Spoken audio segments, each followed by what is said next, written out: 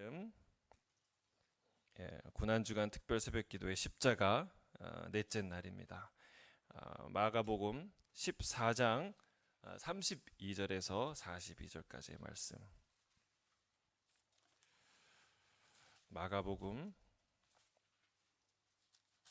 14장 32절입니다. 32절, 42절까지 함께 읽겠습니다.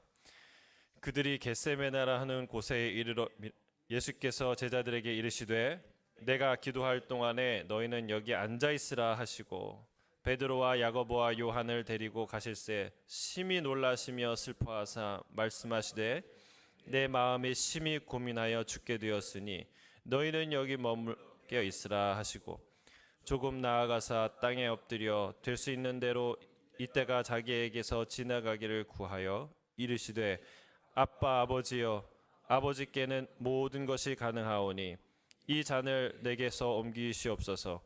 그러나 나의 원대로 마시옵고 아버지 원대로 하옵소서 하시고 돌아오사 제자들이 자는 것을 보시고 베드로에게 말씀하시되 시몬아 자느냐 내가 한 시간도 깨어있을 수 없더냐 시험에 들지 않게 있어 기도하라. 마음에는 원이로되 육신이 약하도다 하시고 다시 나아가 동일한 말씀으로 기도하시고 다시 오사 보신즉 그들이 자니 이는 그들의 눈이 심히 피곤함이라. 그들이 예수께 무엇으로 대답할 줄 알지 못하더라. 세 번째 오사 그들에게 이르시되 이제는 자고 쉬라. 그만 되었다. 보라 인자가 죄인의 손에 팔리느니라. 일어나 함께 가자. 보라 나를 파는 자가 가까이 왔느니라. 아멘. 대속 그리고 하나님의 열심 그리고 은혜, 이 세 가지를 우리가 십자가에서 묵상했는데 십자가에 새겨진 의미, 위대한 메시지 네 번째는 바로 순종입니다. 십자가에는 하나님의 예수님의 위대한 순종이 새겨져 있습니다. 순종은 한 인간이 할 수 있는 가장 아름답고 숭고한 행위의 하나입니다. 사람들은 흔히 순종을 좋은 것이라고 말하면서도 왠지 좀 수동적이고 굴종적인 태도의 일종으로 생각하는 것 같습니다. 능동적이고 적극적이고 창조적인 행위 반대편 그 어딘가에 순종이 있는 것처럼 우리가 느끼곤 하죠. 특히 자율성이 강조되는 이 인본주의 시대에는 더욱 그런 경향이 있습니다. 그러나 순종이 아름답다는 것을 우리가 알 수 있는 것은 바로 십자가예요. 정말 위대한 것이구나. 순종이라는 것이 얼마나 아름다운 열매를 가져올 수 있구나 하는 것을, 순종이 그런 놀라운 것이라는 것을 알 수 있는 게 십자가인 줄로 믿습니다. 십자가를 보면 명확히 알 수 있어요. 사랑하는 성도 여러분, 예수님이 바보라서 순종하셨나요? 예수님이 뭘 몰라서 하나님이 시키는 대로만 하셨나요? 그렇지 않아요. 말씀이 육신이 되었다고 그랬어요. 지혜가 이 땅에 오셨다고 그랬어요. 예수님은 지혜 자체예요. 용기가 없어서 억지로 끌려가신 건가요? 능력이 없어서 이리 터지고 저리 터지신 건가요? 아니에요. 예수님은 신비로운 구원의 지혜를 가장 정확하게 이해하시는 분이었어요. 또한 십자가는 가장 놀라운 능력과 엄청난 사랑과 완전한 인격과 어마어마한 신뢰가 없으면 감당할 수 없는 하나님의 초대형 사람 살리는 프로젝트예요. 이거는 아무나 감당할 수 있는 게 아니었어요. 날카로운 지성과 엄청난 능력과 완벽한 인격과 그리고 뜨거운 열정을 가진 사람이 어린 양처럼 순종할 수 있을까요? 여러분, 지성과 열성과 모든 인격을 가진 사람이 어린 양처럼 순종할 수 있을까요?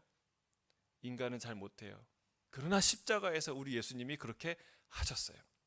그분의 이름이 어린 양이에요. 여러분, 우리 예수님께서 그 모습을 십자가에서 보여주신 줄로 믿습니다. 진정한 순종은 정말 우리 예수님 같은 분이 할 수 있다는 거예요.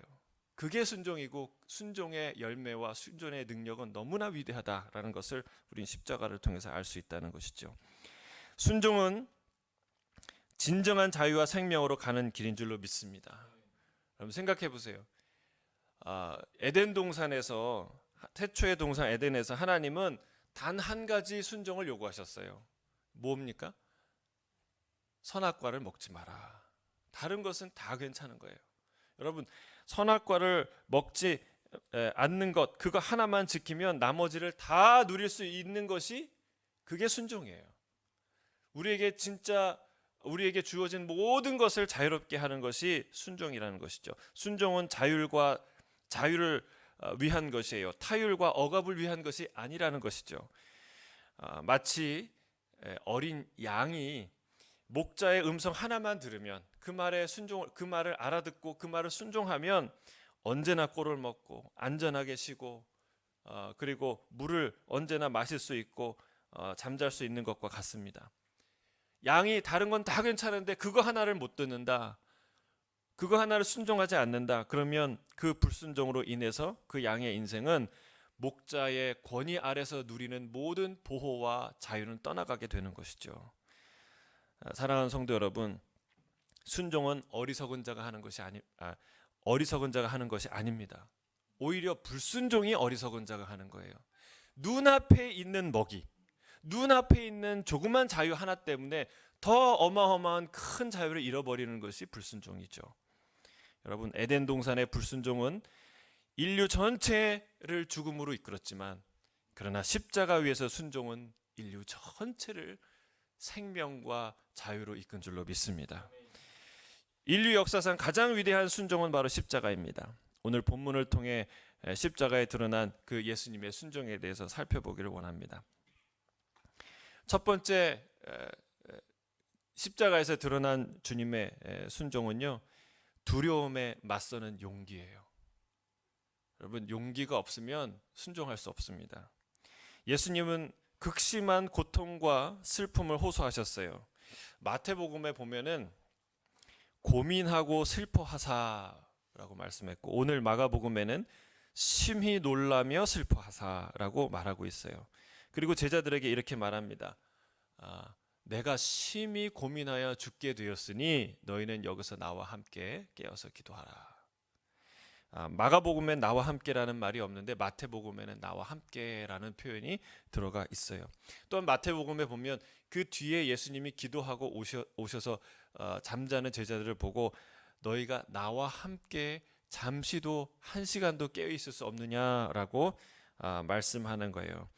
이것은 무엇입니까? 예수님이 제자들에게도 중보기도를 요청한 거예요. 함께 깨어서 기도하자. 물론 제자들 본인 스스로 시험에 들지 않게 하기 위해서 예수님이 기도하라고 말씀하셨지만, 그러나 전적으로 순전히 제자들만을 위한 말씀이라면 이 나와 함께라는 말은 쓰지 않았을 거예요. 그리고 또 뒤에 가면 굳이 제자들에게 내가 심히 고민하여 죽게 되었다는 말도 할 필요가 없죠. 그러나 주님은 얘기하시는 게 얼마나 그 마음이 무겁고 고통 가운데 있으면 예수님이 한 번도 하지 않았던 얘기를 하는 거예요. 나와 함께 깨어 기도해라. 누가복음에서는 기도하실 때 천사들도 하늘에서 내려와서 도왔다고 합니다. 그리고 얼마나 기도했는지 땀이 땅에 떨어질 때는 핏방울 같이 되었다라고 기록하고 있어요. 주님이 처한 상황은 매우 심각한 상황이었어요. 사랑하는 성도 여러분, 무엇이 예수님을 이리도 놀라게 하고 슬퍼하게 하고 고민되게 했을까요? 그건 십자가의 죽음이죠. 십자가의 죽음. 근데 예수님께서 죽음을 두려워하신 건가요? 모든 사람들처럼 단순히 죽음을 두려워했을까요? 교회사를 우리가 살펴보면 여러분, 순교를 하는데 정말 험한 이 고난의 이 순교의 현장을 들어가는데 기뻐서 이 고난과 순교의 현장으로 달려가는 많은 순교자들을 볼 수 있어요. 이 일본의 그 나가사키에서 십자가에 달려서 죽은 23명인가 27명의 순교하는 그 기록을 보면 그 교토에서 십자가를 지고 귀가 잘리고 코가 잘리고 그 수모와 아픔을 가지고 거기 나가사키까지 걸어왔는데 마지막에 십자가를 자기가 달릴 십자가를 향해서 오 나의 십자가 오 나의 주님 하면서 달려가서 그 십자가를 안고 울고 찬양하는 그 모습을 볼 수 있어요. 여러분 한낱 인간도 이렇게 자기의 순교의 자리를 기쁨으로 달려가는데 오늘 예수님을 보세요. 잔뜩 겁에 질린 것과 같은 정말 이 죽음에 가위 눌린 그런 모습이 아닙니까? 여러분 예수님이 그들보다 못한 담대함을 가지셨나요? 여러분 그렇지 않습니다.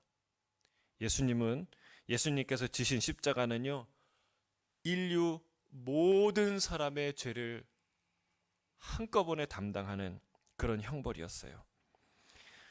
단순한 하나의 죽음이 아닌 것이죠.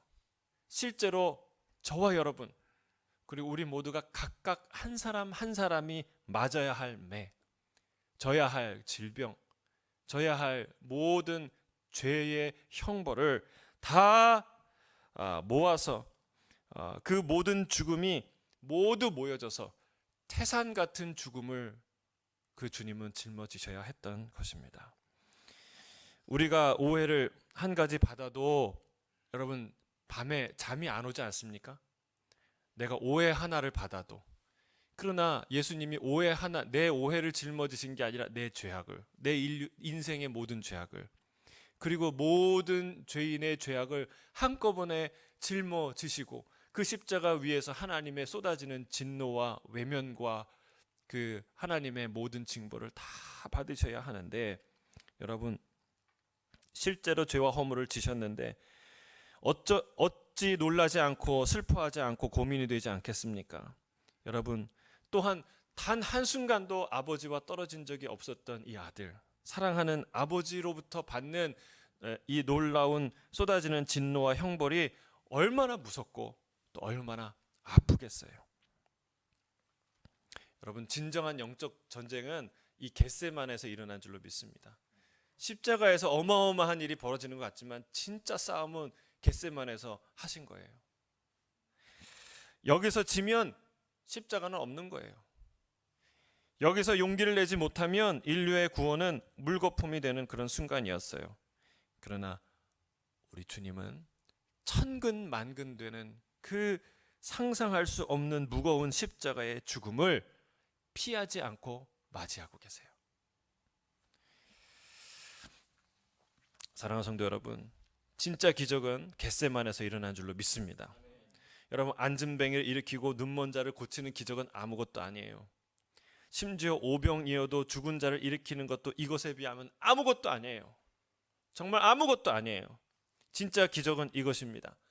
저 장엄한 저 위대한 우주를 만드신 창조주께서, 그 수많은 천군 천사를 이끄시는 만왕의 왕께서 아무것도 하지 않으시고 폭도들의 손에 자신을 내어줄 수 있겠습니까? 여러분 이건 불가능한 일이에요. 삼손을 생각해 보세요. 삼손은 한 성의 성문을 뛰어서 자기 어깨에 메어서 밤새 수십 킬로를 달려가지고 던져버리고 산 꼭대기에다 그것을 던져버리고 갈 만한 정말 대단한 힘을 갖고 있었던 존재가 삼손이에요. 그런데 그 삼손이 그 힘이 하나도 사라지지 않은 상태에서 저 블레셋 원수들의 포복과 조롱과 폭력과 죽임을 당할 수 있겠습니까? 그럴 수 있겠어요? 아니에요. 그 포복을 그냥 풀의 삼같이 벗듯이 그냥 후두둑 떨쳐내고, 그리고 나귀뼈 하나를 가지고 1000명을 쳐 죽일 수 있는 그 삼손이 여러분 아무것도 할 수 없는 자처럼 맞아서 죽겠습니까? 그럴 수 없다는 거예요. 사랑하는 성도 여러분, 가장 위대한 힘은, 가장 위대한 기적은 무엇입니까?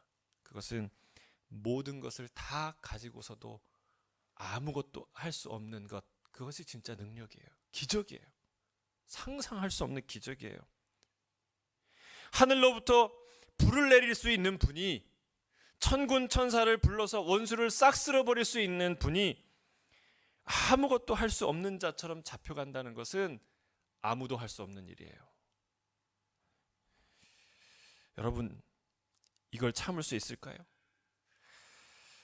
주님께서 베드로에게 말고의 귀를 자른 베드로에게 말했어요. 이것까지 참으라. 이것까지 참으라. 바로 이 맥락에서 하신 말씀이에요. 제자들은 예수님이 잡히시는 줄 알았어요. 참으시는 줄 몰랐어요. 주님은 얘기하세요. 내가 이 모든 것을 참는데 이것까지 참아야 하느니라. 이것이 진짜 기적인 줄로 믿습니다. 여러분, 이때 예수님이 참지 않으셨으면, 이때 혈기를 부리셨으면, 이때 혈기가 아니라 정당하게 자기를 방어하셨으면, 여러분, 이 십자가의 구속, 은혜, 여러분, 이거 우리가 못 누려요. 여러분, 이건 위대한 승리예요. 위대한 기적이죠.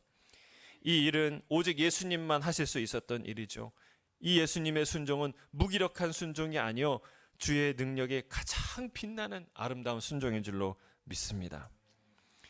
두 번째, 이 십자가에서 빛나는 순종은요, 금강석 같은 신뢰예요.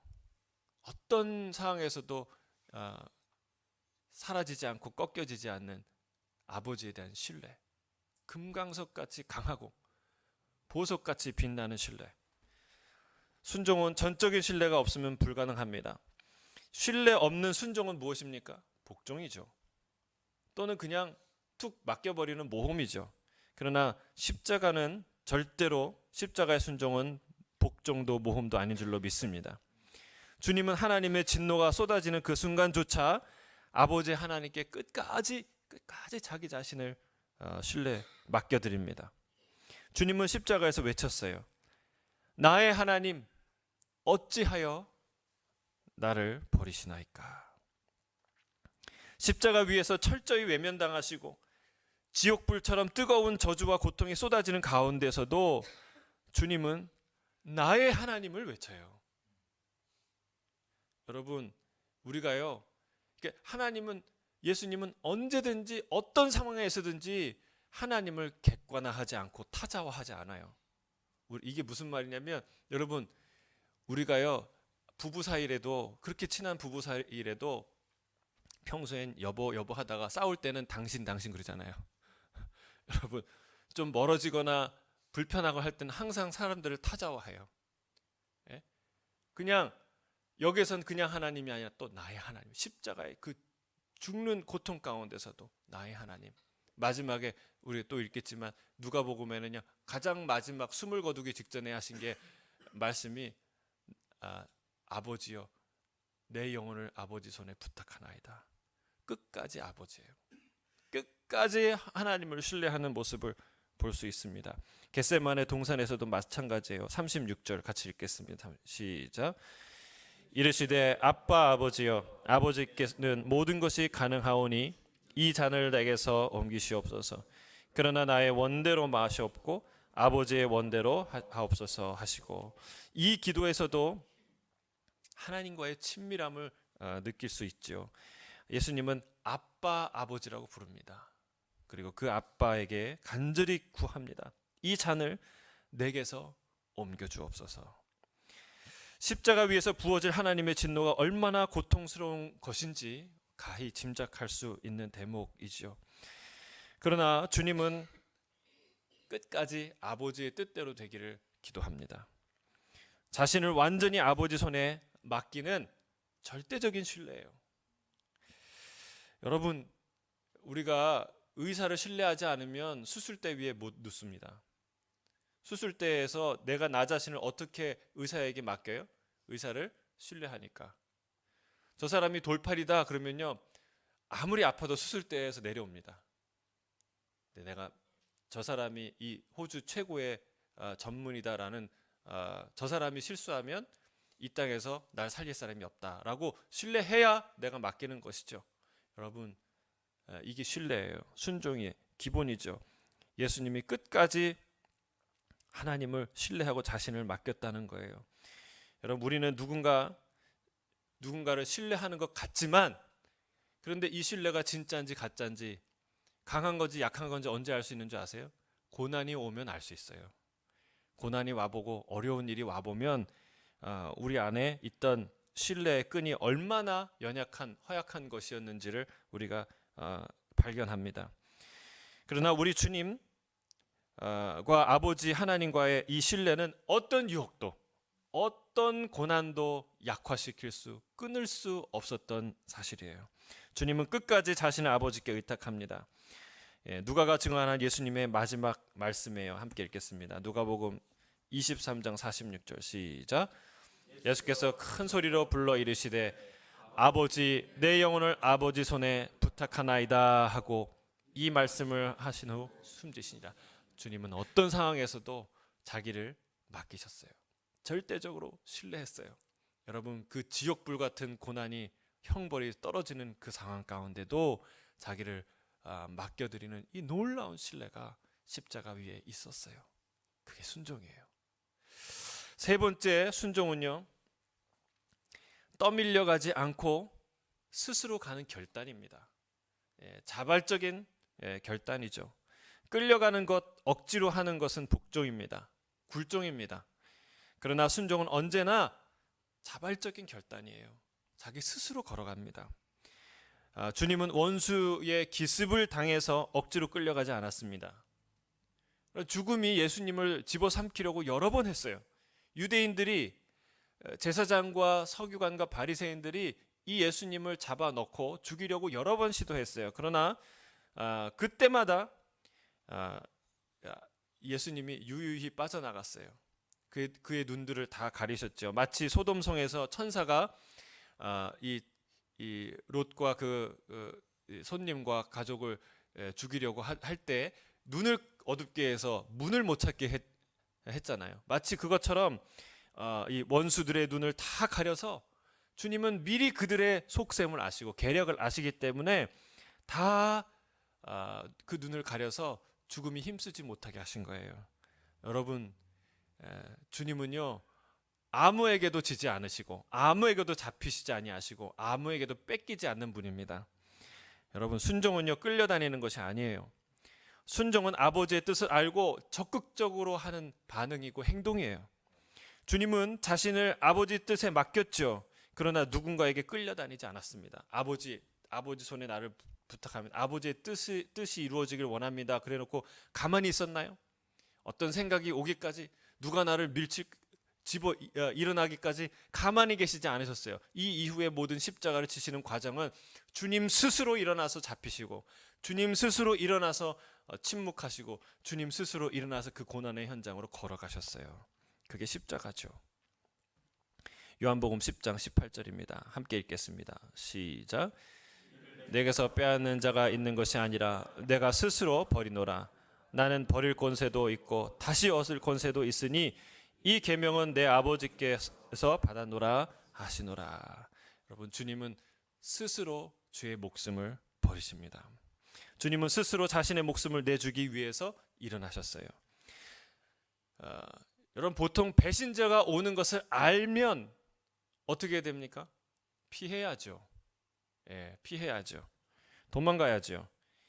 그러나 누가 배신할 것을 알고, 언제 배신할 것을 알고, 어떻게 배신할 것을 아는데, 그런데 피하지 않고 그 죽음의 입맞춤을 스스로 받아들일 수 있는 사람이 누가 있겠습니까? 여러분, 전쟁을 하는데 모든 위성으로, 공중 경계기로, 모든 레이더로 다 적의 동태를 파악하는데, 적이 지금 쳐들어오는 걸 다 아는데 가만 손 놓고 있을 나라가 어디 있겠습니까? 그러나 하나님은, 예수님은 분명히 말씀하잖아요. 이 배신자가 나를 배신하러 온다, 나를 잡으러 온다 라는 것을 아시고 일어나서 그들을 피한 게 아니라 그들에게 걸어가셨다는 사실입니다. 사랑하는 성도 여러분, 주님은 떠밀려서 가는 것 아니고, 붙잡혀서 억지로 어쩔 수 없어서 가신 것이 아니고, 스스로 그 길을 선택하시고 그 길을 용기 있게 저벅저벅 걸어가고 계십니다. 이 순간은 역사에서 가장 위대한 장면이에요. 가장 위대한 장면이에요. 아무도 이 용기와 순종은 흉내낼 수 없는 위대한 장면이에요. 십자가는 처절한 죽음의 현장이지만 동시에 철저한 예수님의 승리의 현장인 줄 믿습니다. 할렐루야. 위대한 순종으로 하나님께 영광을 돌리신 주님을 찬양합니다. 아름다운 순종으로 우리에게 생명의 길을 여신 주님을 찬양합니다. 십자가 위대한 승리를 찬양합니다. 할렐루야. 함께 기도하겠습니다.